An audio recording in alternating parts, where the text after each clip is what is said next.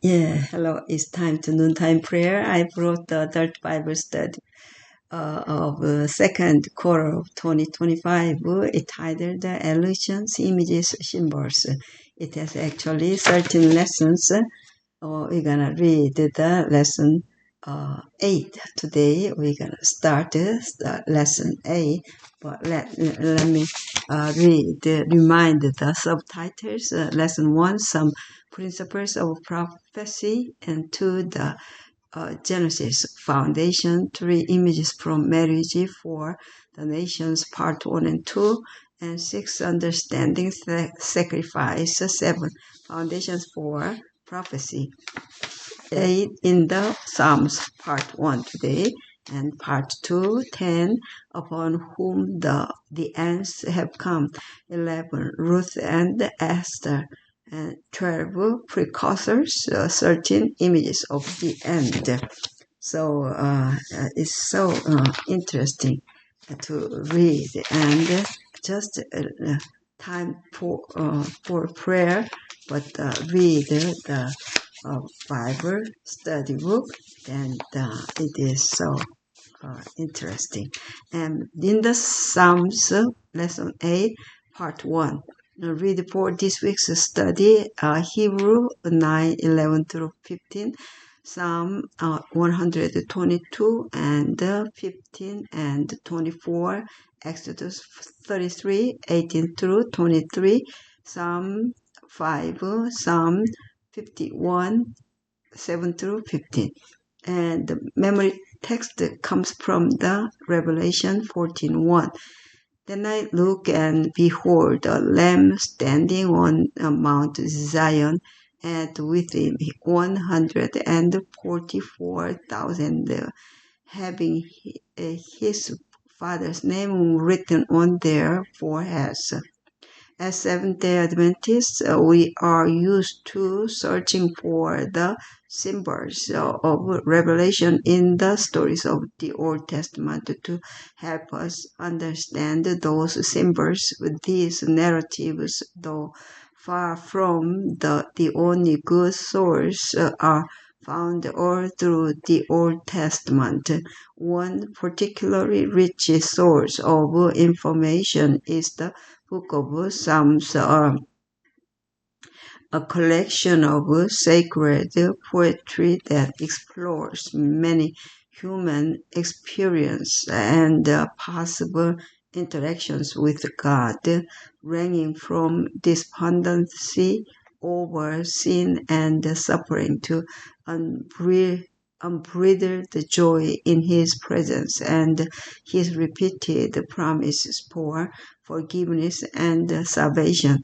A careful reading of the Psalms yields details that make the book of Revelation come alive, especially Revelation 14, which describes the final work of God's remnant church on earth. God's last day people have been given the same assignment as Israel of the world.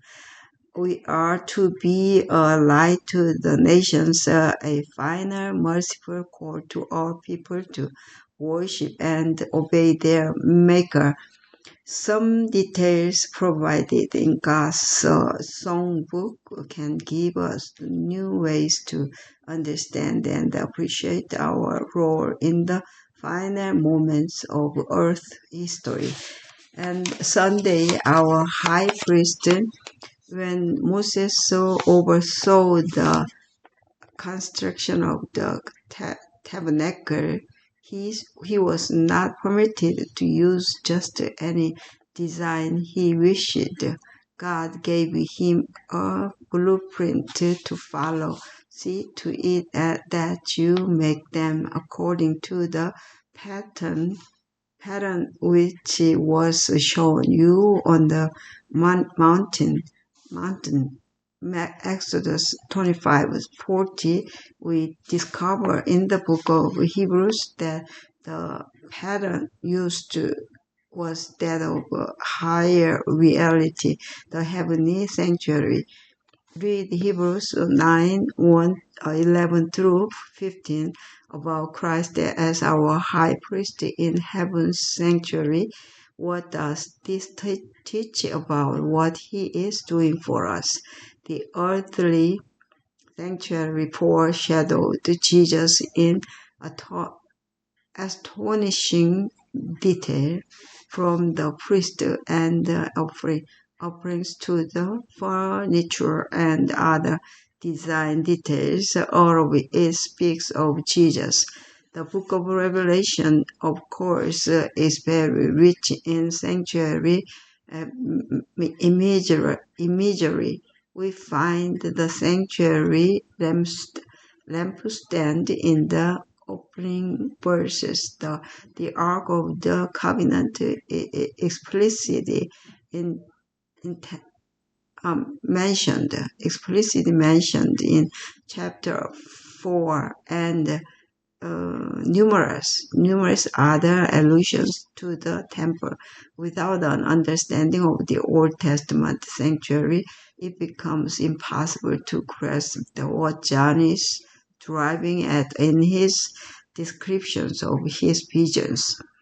The experience of Israel, Paul writes, happened to them as examples, and they were written for our admonition, upon whom the ends of the ages have come. 1 Corinthians 10:11. There is much we can learn from studying the details of the temple. In the book of Psalms, we find an important component for understanding some of these details, how God's people personally related to the temple. We catch a glimpse of how David related to the sanctuary and its service, and we see the heart response of God's people to what the Messiah would do for them. It is not just the patterns that help us see Jesus. We also can mind the personal experience of those who understood what God was teaching us through the sanctuary, and through lessons for ourselves and for our own experience with God. Read Psalm 122. Though we cannot go literally to the earthly house of the Lord, is not there, and even if one were built in the same place, it would be meaningless. What elements are found in this psalm that can encourage us about what Christ has done for us? Notice the themes of peace, security, praise, and judgment. Yeah, let's go to pray. Our Father, which art in heaven, hallowed be thy name. Thy kingdom come, thy will be done on earth as it is in heaven.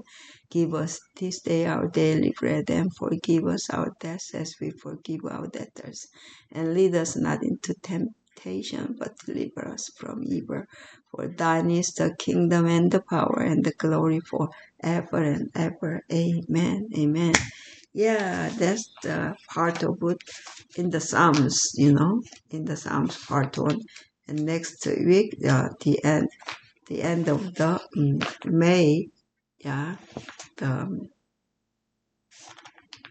in the Psalms 2. Yeah. Wow. Let's go to today's the weekend, and then let's go. The sun is 3 hours later, 3 to 4 hours later, setting, but today's the cloudy and it's a rainy day, so it's a little bit dark, but we finish the weekend, and then tomorrow will be started the 1 week. So yeah, have a good weekend, and yeah, the week start to get to also. So let's go. Yeah. See you. Yeah. See you tomorrow. Yeah. Thank you. Yeah.